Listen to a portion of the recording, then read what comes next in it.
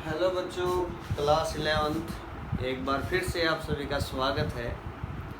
तो देखिए शाबाश, क्लास 11 चैप्टर NN। उससे पहले जो हम पहले की वीडियो में पढ़ा है वो सभी आपको याद होगा। उसका एक बार टेस्ट आपका ले लेते हैं, एक बार कंसेप्ट को रिवाइज कर लेते हैं, ठीक है। फिर हम नेक्स्ट मूव करेंगे। ये नहीं कि पहले काम भूलते चले और आगे बढ़ रही तो कोई फ़ायदा नहीं, ठीक है। तो देखिए शाबाश, मुझे बताइए यहाँ जो रिजल्ट थे वो क्या क्या थे। लिफ्ट के केस आपको याद होंगे, और ये एक ऐसा केस हमने किया था। यहाँ सपोज ये कोई पुली है और यहाँ कोई ऑब्जेक्ट। दिस ऑब्जेक्ट है मास m1 m2, टेंशन T, ठीक है। तो यहाँ अगर मैं इसको यहाँ से बांध देता हूँ तो यहाँ पर जो फोर्स है वो क्या होगा, ठीक है ना। मैं इसको T डैश लिखूँ। एक तो केस हमने ये किया था, ठीक है, याद होगा आप सभी को।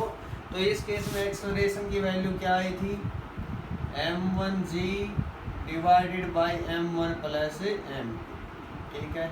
याद था आप सभी को, वेरी गुड। टेंशन क्या आई थी, m1 m2g डिवाइडेड बाय में m1 प्लस m2, ठीक है। T डैश अगर पूछ लिया जाए क्या होगा, T और T है 90 डिग्री का एंगल है, तो यहाँ बेटा आपको लिखना under the root T means under the root 2 m1 m2 g divide by m1 plus m2। ये सर अंडर द रूट 2 क्यों लिया, क्योंकि आप सभी को याद रखना है रिजल्टेंट का फॉर्मूला क्या आता था। याद है किसी बच्चे को, triangle slow vector addition a square plus b square plus 2ab cos theta, और कोस 90 डिग्री कितना होता है 0। तो r कितना आ गया, ये दोनों सेम है, फोर्स टेंशन, तो कितना हो गया under the root 2 into T root से बाहर, ठीक है। एक केस ये किया था, ये कोई पुली थी मासलेस इनएक्सटेंसिबल, मास m1 मास m2। एक्सेलरेशन कितनी आई थी, अगर m2 ग्रेटर देन है m1 से, तब एक्सेलरेशन कितनी आई थी, एक्सेलरेशन आई थी sir m2 minus m1g divide by m1 plus m। शाबाश। T क्या था, tension 2 m1 m2 divided by m1 plus m2 into g। ये T डैश क्या आएगा, T डैश आएगा sir 4 m1 m2 divided by m1 plus m2 into g, ठीक है। ये केस हम कर चुके थे। लिफ्ट के केस में अपरेंट वेट कब बढ़ेगा, जब लिफ्ट ऊपर जाएगी किसी एक्सेलरेशन a से, जब नीचे आए किसी एक्सेलरेशन a से तब कम होगा, और वेलोसिटी से चाहे ऊपर जाए चाहे नीचे कांस्टेंट से, तब कोई इफेक्ट नहीं होगा। तो ये केस हम कर चुके थे, ठीक है। आई शाबाश, नेक्स्ट हम कुछ केस करते हैं। तो देखिए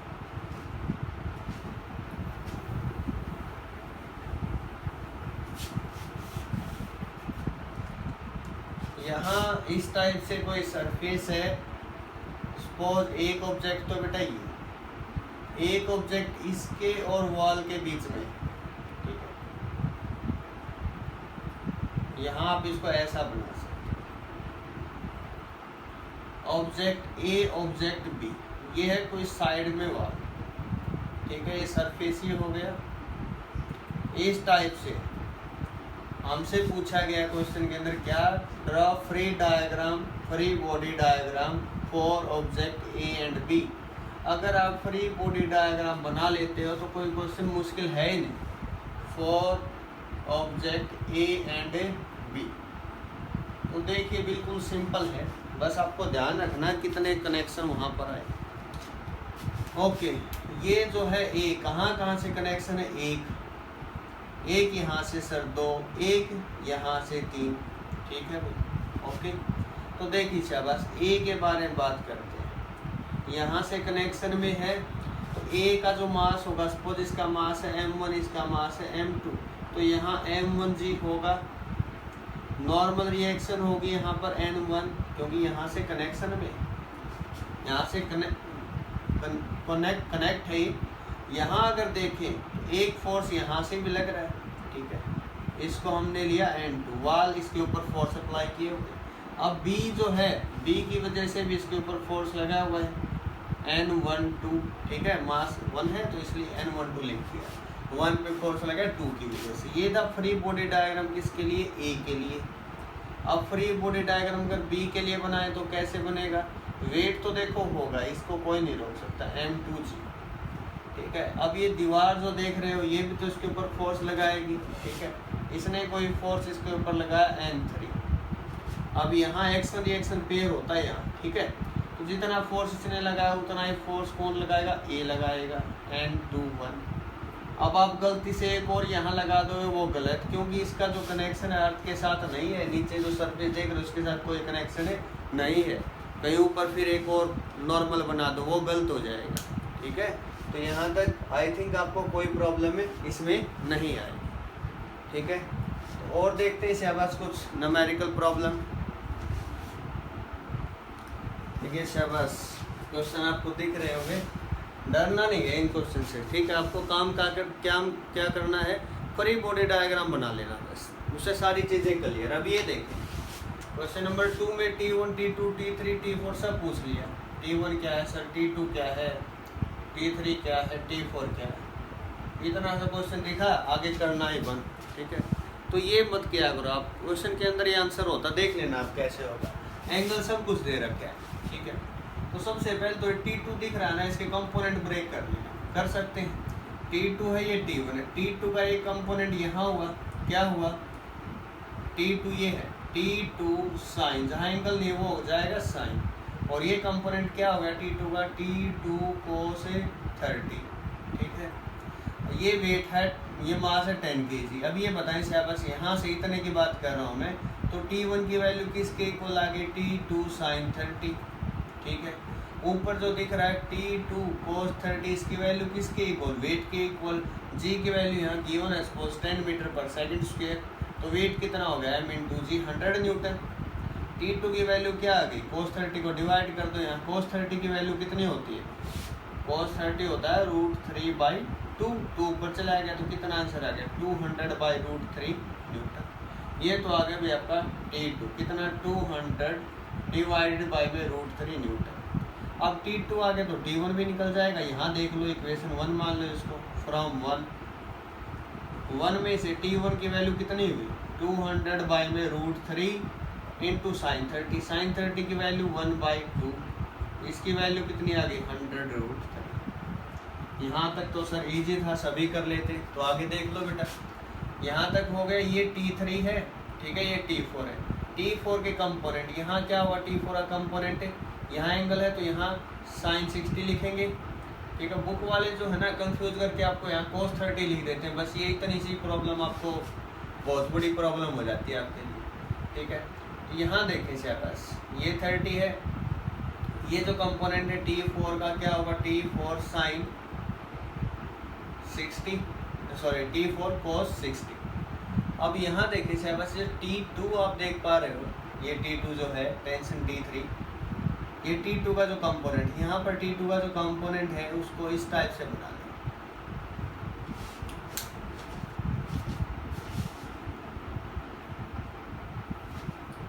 यहाँ देखो शाबाश, T3 तो है, ये T2 जो है T2 ये 30 है तो ये भी 30 होगा, ठीक है, नो प्रॉब्लम, समझ गए होगे। ये 30 तो ये भी सर 30। अब ये T2 का कंपोनेंट T2 cos 30 और ये कंपोनेंट T2 sin 30, पहले इनको देख लेते हैं। यहाँ पर T3 plus T2 sin 30 is equal to T4 sin 60, और क्या है T4 cos 60 is equal to T2 cos 30, ये रिजल्ट है भाई। T4 cos 60 कितना 1/2, T2 cos 30 कितना √3/2, कैंसिल हो गया। T4 की जो वैल्यू है वो क्या होगी √3 इंटू T2। अब T2 क्या है 200/√3, 200/√3, तो रिजल्ट क्या आ गया 200 न्यूटन, ठीक है। T4 आपने निकाल लिया, और क्या निकालना रह गया T3, ठीक है। T3 कहाँ से निकाल सकते हैं, यहाँ से निकाल लो। T3 कितना आएगा T4 sin 60, T4 कितना है 100, sin 60 कितना √3/2 माइनस T2 sin 60, T2 कितना है 200 बाई में √3 इंटू यहाँ पर है sin 30 की वैल्यू 1/2। ठीक है, तो रिजल्ट यहाँ से क्या है आपके पास 200 और ये 2 भी यहाँ से बाहर ले लो √3 माइनस 1/√3 न्यूटन। तो ये आ गया T3। इसको आप आगे भी लिख सकते हैं 200/2 इंटू ये क्या होगा 3 माइनस 1/√3। 3 माइनस 1 2 कैंसिल, तो इसको 200/√3 न्यूटन ऐसा भी आप लिख सकते हैं। ठीक है, तो हो जाएगा T1 T2 T3 T4। बस क्या करना, आपको कंपोनेंट रिजॉल्व करने आने चाहिए। ठीक है, अभी तो कह रहे थे सर आपकी कंपोनेंट की बजाय आप फ्री बॉडी डायग्राम बनाए, तो दोनों एक ही बात है बेटा, फ्री बॉडी डायग्राम भी और आपको कंपोनेंट भी ब्रेक करने आने चाहिए। अब यहाँ देखिए शाबाश, आपको निकालना क्या क्या है। ये जो नीचे जो सरफेस देख रहे हो ये कितना नॉर्मल फोर्स एक्सर्ट करेगा, यहाँ पर ये ब्लॉक है और इन दोनों block in between contact force क्या लगेगा। यहाँ देखिए शाबाश, इस केस में आपको करना क्या है, आपको एक तो निकालना है अर्थ जो सरफेस है ये कितना नॉर्मल फोर्स एक्सर्ट करेगा। नंबर 2 कॉन्टैक्ट फोर्स क्या है इनके इन बिटवीन, ये आपको निकालना है। सबसे पहला काम आपको फ्री बॉडी डायग्राम बनाना है। किसके लिए, पहले बनाते हैं 10 kg के लिए। 10 kg वेट हो गया 100 न्यूटन। 100 कैसे हुआ सर, g की वैल्यू 10 मीटर पर सेकंड स्क्वायर और वेट क्या होता है m × g। तो नॉर्मल यहाँ से होगा n1, इसको हमने मान लिया। ठीक है, यहाँ से गिवन है 100 न्यूटन। इनके इन बिटवीन ये जो ब्लॉक है B मान लेते हैं इसको A, तो B ब्लॉक जो A के ऊपर फोर्स लगाया है, एक नॉर्मल फोर्स यहाँ बनेगा FAB। ठीक है, तो यहाँ से N1 की वैल्यू क्या आ गई 100 न्यूटन। कॉन्टैक्ट फोर्स की वैल्यू कितनी आ गई, इसको आप लिख सकते हो कॉन्टैक्ट फोर्स कितना आया 100 न्यूटन। ठीक है, ये तो हो गया इतना। अब करते हैं हम बात 20 kg की। 20 kg का जो ब्लॉक है वेट तो इसका भी होगा कितना 200 न्यूटन। ठीक है, यहाँ एक्शन रिएक्शन पेयर है, कितना फोर्स लग रहा है यहाँ पर FBA जो है वो कितना है, वो जितना इसने अप्लाई किया उतना ये करेगा 100 न्यूटन। यहाँ इसकी वजह से फोर्स होगा, ये जो वाल है ये भी इसके ऊपर फोर्स अप्लाई करेगी। N1 मान लिया अब तक और इसको हम सपोज N2 का नाम दे रहे हैं। N2 अब तक हमने नहीं लिया। ठीक है, इसको आप N2 मान सकते हो, डोंट वरी। N2 हमने ये ले लिया। अब यहाँ पर एक तो इसकी वजह से नॉर्मल होगा N3, एक ये जो फोर्स यहाँ पर 30 न्यूटन लगा हुआ है, 30 न्यूटन 30 डिग्री का एंगल बनाया हुआ है। एरो नीचे है, एरो नीचे मतलब आप इसको ऐसे बना लें। ठीक है, एरो नीचे तो इसका एक कंपोनेंट तो यहाँ आ गया, कौन सा 30 sin 30। साइन क्यों, क्योंकि एंगल किसके साथ है, एंगल आपको चेक करना है। यहाँ पर ये जो एंगल है यहाँ देखिए शाबाश, किसके साथ है एंगल, ये इस एक्सिस के साथ है तो इसी के साथ रहेगा, वर्टिकली अपोजिट एंगल। तो ये कंपोनेंट तो हुआ 30 cos 30 और इस डायरेक्शन में फोर्स लगा कितना, वो लगा 30 sin 30। मीन्स इस डायरेक्शन में एक और फोर्स लगा 30 sin 30। ठीक है, साइन का कंपोनेंट यहाँ कोस का। तो N3 की वैल्यू किसके इक्वल आ गई, N3 = 200 न्यूटन तो था ही, प्लस में क्या हो गया 30 cos 30। cos 30 की वैल्यू कितनी होगी, जो sin 60 की √3/2। ठीक है, तो यहाँ से इसको लिख सकते हो, जो वैल्यू है आपकी 15। ठीक है, 200 प्लस में इतना ही आप इसको रिजल्ट को यहाँ तक छोड़ सकते हैं। N3 यहाँ देखिए शाबाश, ये जो N3 है ये ऊपर चला गया और 200 प्लस 30 cos 30। अब 200 प्लस 30 इंटू cos 30 की वैल्यू ये तो हमने यहाँ पर इस केस में कर लिया। अब इसकी बात जो करेंगे N3 हो चुका, N2 क्या करेंगे, N2 प्लस में 30 sin 30 = 100 न्यूटन। N2 30 sin 30 कितना 1/2 = 100। अब N2 कितना आएगा, इसमें से 15 लेस कर दो, कितना आएगा 85 न्यूटन। तो सभी रिजल्ट आई थिंक आपको यहाँ से कोई प्रॉब्लम नहीं आएगी। कॉन्टैक्ट फोर्सेस भी हमने निकाल लिए और सरफेस कितना एक्सर्ट करेगा वो फोर्सेस भी हमने यहाँ से निकाल लिए। हेलो बच्चों, कैसे आप सभी? Class 11th course JEE. तो देखिए शाबाश, सबसे पहले तो मैं एक सिंपल सा क्वेश्चन आप सभी से पूछ रहा हूँ। वैसे तो ये हम कर चुके। ये कोई रोड है, यहाँ फोर्स है एफ, ये एक्स डिस्टेंस है, यहाँ पर टेंशन मींस कॉन्टैक्ट फोर्स क्या होगा, टी की वैल्यू क्या बता सकते हैं? इस रोड का मास है एम, लेंथ इसकी एल, टेंशन टी जो है कॉन्टैक्ट फोर्स यहाँ पर कितना होगा, तो उसकी वैल्यू आप सभी को याद है, पता नहीं है तो आप उसको याद करें या निकालना मैंने आपको सिखाया था। फ्रॉम द कंसेप्ट आपको निकालना आना चाहिए, ठीक है।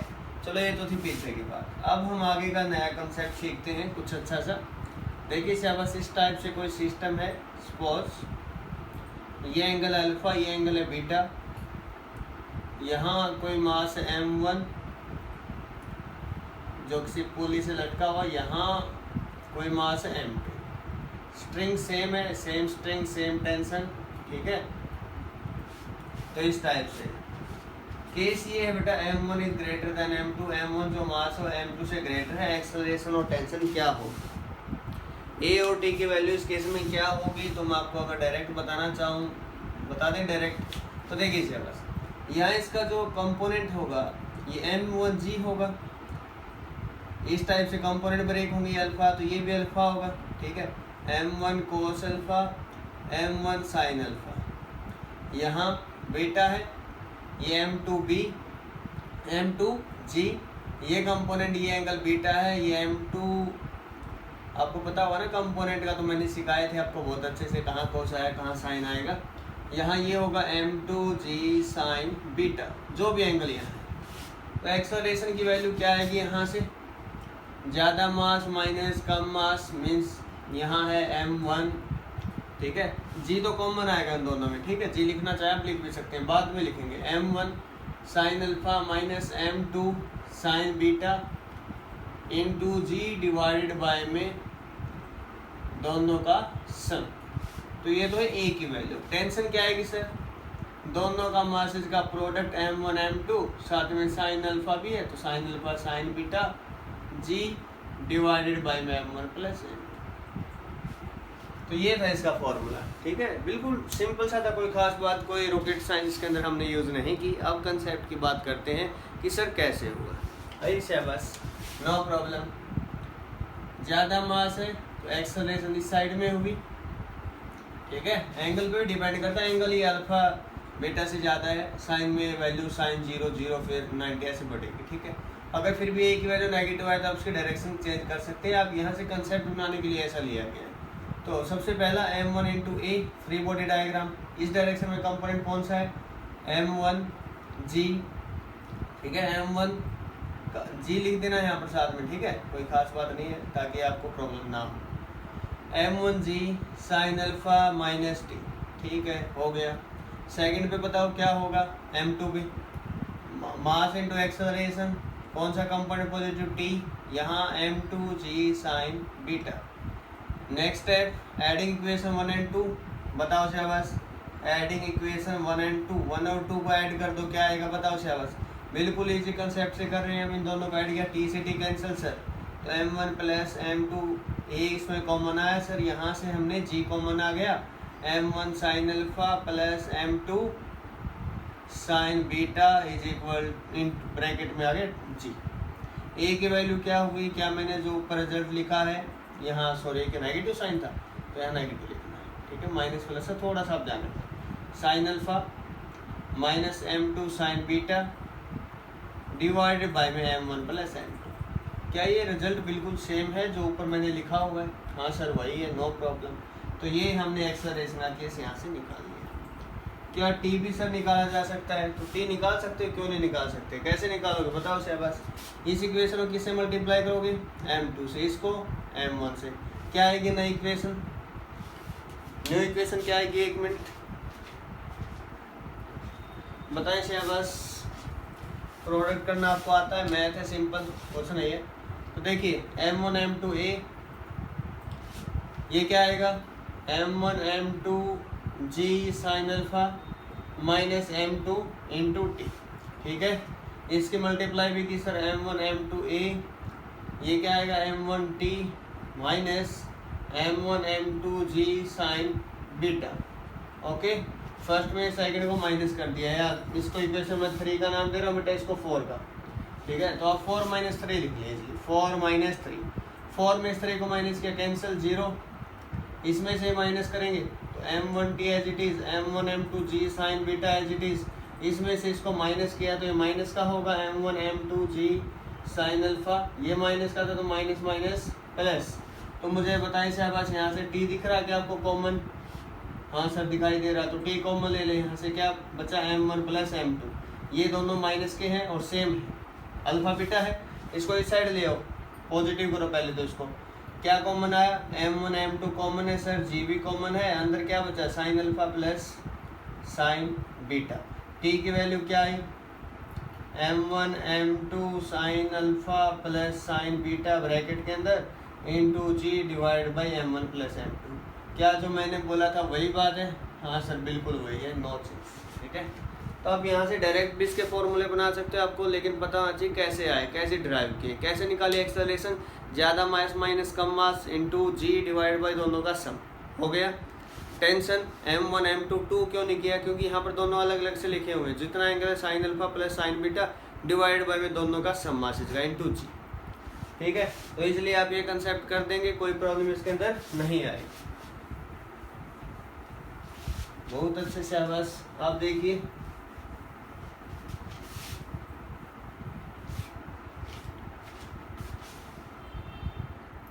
आप देखिए शाबाश। सपोज ऐसा कुछ डायग्राम है, मास m1 m2 m3, ठीक है, इस टाइप से सिस्टम गिवन है। तो हमें यहाँ पर क्या निकालना है, एक्सेलरेशन और टेंशन निकालनी है। पहली बात तो यहाँ जो टेंशन है T1 वही टेंशन यहाँ है, लेकिन यहाँ वो नहीं है, same string same tension, same string same tension. अब डिफरेंट स्ट्रिंग है, यहाँ पर टेंशन हमें क्या लेनी पड़ेगी T2, ठीक है। कंसेप्ट अब आगे जो हम यूज करेंगे M1G, यहाँ क्या होगा M2G, यहाँ M3G, इस टाइप से होंगे। तो आपको यहाँ से जो एक्सेलरेशन जो होगी वो A की वैल्यू क्या आएगी, अगर m2 प्लस m3 इससे ज़्यादा है तब m2 plus m3 minus m1 into ji divide by में तीनों का सम। ओके, आप टेंशन कैसे निकालेंगे, फ्री बॉडी डायग्राम बनाने सभी के लिए। पहले मास m1 के लिए फ्री बॉडी डायग्राम क्या होगा, free body diagram for mass m1, ठीक है। Suppose this system is moving with acceleration इस टाइप से, क्या होगा m1 into a is equal to कौन सा कंपोनेंट पॉजिटिव T1, m1G नीचे। Free body diagram for mass m2 mass के लिए फ्री बॉडी डायग्राम क्या होगा, m2 इंटू ए, नीचे क्या m2 इंटू ए, तो इसके डायरेक्शन में क्या m2 इंटू जी माइनस T1, ठीक है। तो यहाँ से ऐसा बना सकते हो आप इक्वेशन नंबर 2। अब इक्वेशन नंबर 3 इसके लिए क्या होगी, यहाँ से अगर बात करें तो यहाँ जो है एक टेंशन और लगी हुई है जो नीचे की तरफ है, ठीक है, इसका आपको ध्यान रखना पड़ेगा। प्लस यहाँ पर आपको करना पड़ेगा, T1 ऊपर था T2 नीचे, यहाँ पर क्या इक्वेशन बनेगी m3 इंटू ए m3G माइनस टेंशन T2। तो ये तीन इक्वेशन इस टाइप से बनेंगे, इन सभी का ध्यान रखना। m2 जो है इसका जो फ्री बॉडी डायग्राम बनेगा, टेंशन एक तो ऊपर है, एक टेंशन सेकंड ड्रॉप की वजह से नीचे है, और एक वेट नीचे है, और एक एक्सेलरेशन है, ठीक है। तो इस टाइप से ही, तो from this values you can calculate the value of T1 T2 and T3 तो है नहीं, T1 T2 आप निकाल सकते हो, या T3 निकालना चाहो तो ये तो सिंपल है, आपको पता 2 से मल्टीप्लाई करनी है।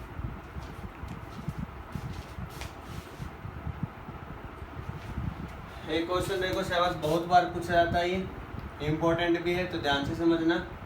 तो ये कोई पुली है, यहाँ मास कोई है सपोज m इंटू जी, यहाँ मास है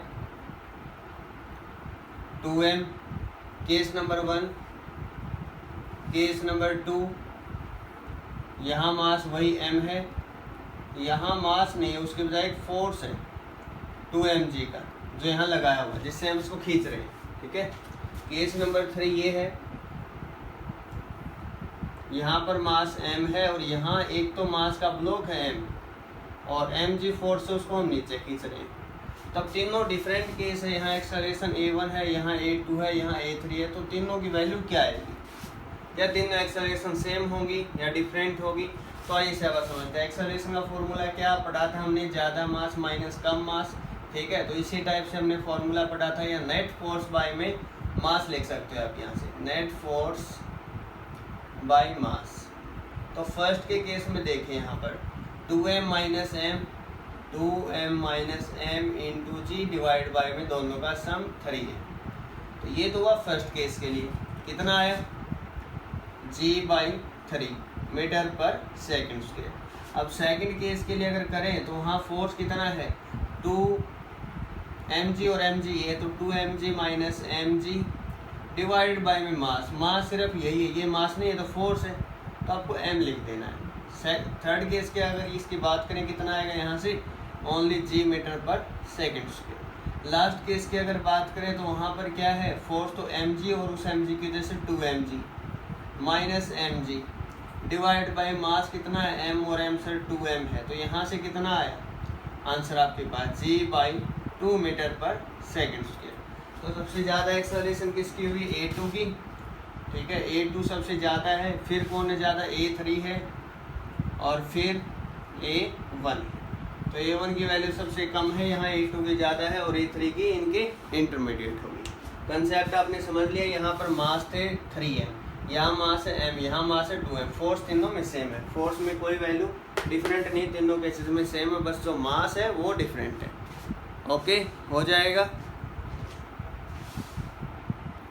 अब देखें साहब, स्प्रिंग के केस हम करें, स्प्रिंग फोर्स जो होता है तो कैसे होगा, तो देखिए साहब इसके बारे में हम बात करते हैं।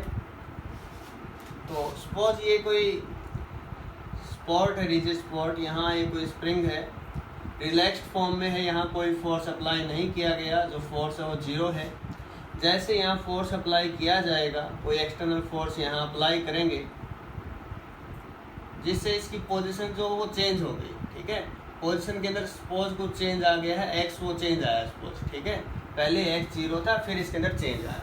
यहाँ जैसे ही हम एक्सटर्नल फोर्स लगाएंगे जिससे इसकी पोजीशन चेंज हुई है एक्सटर्नल फोर्स से, तो स्प्रिंग के जो इंटरनल पार्टिकल होते हैं, एटम मॉलिक्यूल, वो भी क्या होते हैं? फोर्स लगाते हैं इन अपोजिट डायरेक्शन।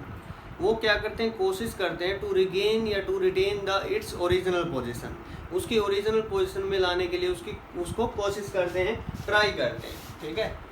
उसको बोलते हैं इंटरनल रिस्टोरिंग फोर्स। तो यहाँ पर जो फोर्स है स्प्रिंग की वजह से, तो उसको हमने F से लिखा, तो F = -k × x। के भी द स्प्रिंग कॉन्स्टेंट है, के जो ये स्प्रिंग कांस्टेंट है, यहाँ पर स्प्रिंग कांस्टेंट की वैल्यू फिक्स होती है किसी भी सब्सटेंस के लिए, वो गिवन होगी। एक्स इसके अंदर जितना चेंज आया है उसको बोला गया है। एफ कौन सा फोर्स है? ये इंटरनल रिस्टोरिंग फोर्स इसको बोलते हैं, इंटरनल रिस्टोरिंग फोर्स या force experienced by the spring, force exerted by the spring, ये जो है एफ लिखा गया। क्यों? अगर ये इस डायरेक्शन में लग रहा है तो डिस्प्लेसमेंट बढ़ रहा है, जब डिस्प्लेसमेंट कम होगा, कंप्रेस होगा, तो ये अपोजिट डायरेक्शन में लगेगा, तो बिल्कुल इसके अपोजिट ही लगेगा ये। यहाँ से मैं आपको एक केस से समझा देता हूँ। सपोज यहाँ कोई ब्लॉक है, ये पुली है, यहाँ ये स्प्रिंग, यहाँ सेकंड ब्लॉक इसे ऐसे लटका हुआ है, हैविंग मास सपोज m2, ये मास है m1। तो यहाँ पूछ लिया इसके अंदर कितनी एक्सटेंशन प्रोड्यूस होगी। एक्सटेंशन कैसे प्रोड्यूस होगी? कितनी टेंशन यहाँ लगी हुई है उसकी वजह से होगी। तो टेंशन कितनी है यहाँ पर? Tension is also a type of force. इस केस में टेंशन कितनी होगी? फॉर्मूला बताया था, m1 m2 g divide by m1 plus m2। ये t किसके इक्वल होगा? स्प्रिंग फोर्स जो है k × x। तो यहाँ से x की वैल्यू आप निकाल सकते हो, क्या होगी? m1 m2 g divide by में m1 प्लस m2 इंटू के। तो यहाँ से आप स्प्रिंग के अगर केस आते हो तो उनको इजीली आप टैकल कर सकते हो, कोई प्रॉब्लम नहीं आएगी, ठीक है। सपोज आपके पास स्प्रिंग कांस्टेंट जो के है, इसकी वैल्यू गिवन है 200 न्यूटन पर मीटर, ठीक है, ऐसे वैल्यू गिवन होती है। और कोई स्प्रिंग आपको गिवन है, ये वाल है, यहाँ पे स्प्रिंग गिवन, और एक ही इस डायरेक्शन में 0.5 मीटर चेंज हुआ, इस डायरेक्शन में 0.5 मीटर चेंज हुआ। आपसे पूछ लिया कि जो फोर्स एक्सर्टेड बाय स्प्रिंग हो कितना होगा, ठीक है। तो एक्स का कोई एक्स आया क्या इसके अंदर, जितना ये आगे बढ़ा उतना ये आगे बढ़ा, तो एक्स तो जीरो है, एक्स जीरो है तो फोर्स भी क्या होगा, जीरो।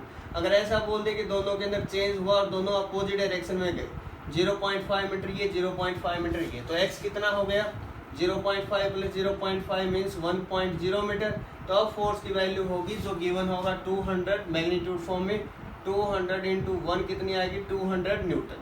कंसेप्ट को समझना, थोड़ा रट्टा नहीं लगाना, दोनों सेम डायरेक्शन में डिस्प्लेसमेंट सेम है तो कुछ होगा ही नहीं सर, वहाँ पर जो फोर्स होगा वो जीरो होगा। अपोजिट डायरेक्शन में मीन्स वो स्ट्रिंग जो खींचा है सर, अब उसके अंदर जो एक्सटेंशन हुई, पहले वाले केस में क्या एक्सटेंशन, ये दोनों है, सपोज दोनों ही आगे बढ़ रहे तो एक्सटेंशन तो हुई नहीं, जो पहले लेंथ थी वही स्प्रिंग की लेंथ, अगर कोई लेंथ के अंदर चेंज ही नहीं आया तो वहाँ पर कितना फोर्स एक्सपीरियंस होगा, जीरो, कोई फोर्स एक्सपीरियंस होगा ही नहीं। ठीक है, तो ये सभी कंसेप्ट आप सभी को क्लियर हो गए होंगे। Thanks for watching.